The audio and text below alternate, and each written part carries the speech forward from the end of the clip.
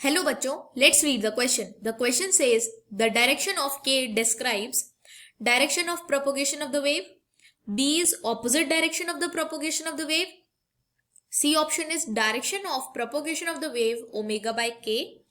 And D is opposite direction of propagation of the wave omega by k.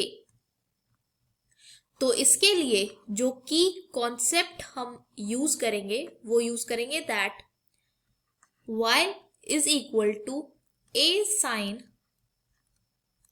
omega t minus kx. तो ये हम equation लिखते हैं propagation of the wave की. तो ये अगर हम इक्वेशन लिख रहे हैं तो y कोई डिस्प्लेसमेंट होगा, जो वेव प्रोपोगेट कर रही है उसका कोई डिस्प्लेसमेंट y हम लिख रहे हैं. a एम्पलीट्यूड है वेव का, ओमेगा एंगुलर फ्रीक्वेंसी. तो यहां हमने इसको एक इक्वेशन की फॉर्मेट में लिख दिया है.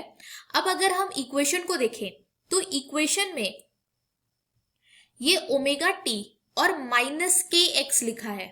तो ये जो एक्स डायरेक्शन है ये बताता है कि जो वेव है वो एक्स डायरेक्शन में या फिर एक्स एक्सिस की तरफ मूव कर रही है. तो हमें इससे ये पता चलता है एक्स वाई जेड या कुछ भी जो लिखा होगा यहाँ पे, हमें उससे ये पता चलता है कि वेव वो कौन से डायरेक्शन में प्रोपोगेट कर रही है. तो इस एक्स से तो हमें ये पता चल गया कि एक्स एक्सिस में ये वेव प्रोपोगेट कर रही है. अब हमसे जो पूछा है वो पूछा गया है के के बारे में. तो जो ये के है तो हम देख सकते हैं कि के का जो कोफिशिएंट है वो नेगेटिव साइन के साथ है. तो जो नेगेटिव साइन है ये हमें यहां ये बता रहा है, this negative sine, that wave is propagating in opposite direction. In opposite direction. जब भी ये के एक्स और ओमेगा टी इन दोनों के साइन ऑपोजिट होंगे, ओमेगा के आगे कुछ लिखा हो नहीं इसलिए पॉजिटिव साइन होगा, तो इन दोनों के साइन जब भी ऑपोजिट होंगे तो ये पॉजिटिव डायरेक्शन में मूव करेगी. मतलब ये के साथ इस टाइम पे नेगेटिव है और ओमेगा के साथ पॉजिटिव है, तो ये ऑपोजिट साइंस है. तो ऑपोजिट साइन मतलब ये पॉजिटिव एक्स एक्सिस में ये वेव मूव कर रही है.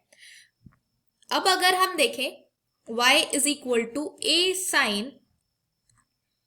Plus omega T plus K x. अगर हम इस इक्वेशन को देखें तो x से तो हमें यह पता चल जाता है कि ये x एक्सिस में मूव करेगी.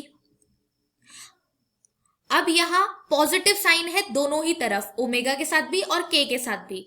तो हम बोल सकते हैं that this wave is moving in minus x या नेगेटिव एक्स डायरेक्शन. तो ये नेगेटिव एक्स डायरेक्शन में मूव करेगी.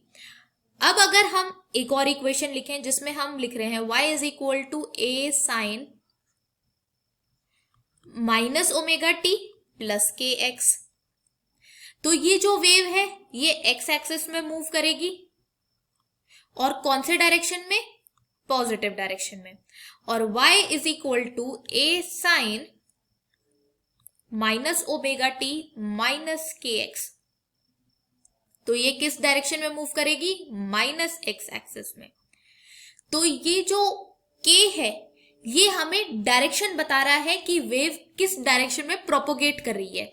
देखो जैसे यहाँ पे नेगेटिव साइन है तो ये पॉजिटिव एक्स एक्सिस के डायरेक्शन में मूव करेगी, और अगर पॉजिटिव साइन हो रहा है तो यह नेगेटिव एक्स एक्सिस में मूव कर रही है. तो हम ये बोल सकते हैं कि ये जो के है ये डिस्क्राइब करता है कि वेव ऑपोजिट डायरेक्शन में मूव कर रही है.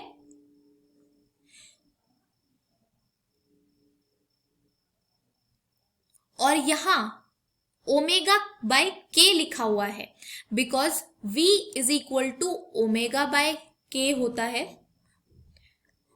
v is equal to omega by K होता है. तो इस वजह से इन्होंने लिखा है कि जो direction of the propagation of the wave है वो ओमेगा बाय के ब्रैकेट में एक्सटेंड करके लिखा है. अगर हम देखें ऑप्शन बी और ऑप्शन डी ये दोनों सही ऑप्शंस हैं, बट यहां इन्होंने हमें v का वैल्यू भी बताया है कि ओमेगा बाय के से v मतलब वेलोसिटी ऑफ द वेव, मतलब ओमेगा बाय के वैल्यू है वेलोसिटी की, और वो किस डायरेक्शन में मूव कर रही है, opposite of the direction of the के। तो जो डी ऑप्शन है वो हमारा करेक्ट ऑप्शन है। I hope you understood this well. Thank you so much, all the best.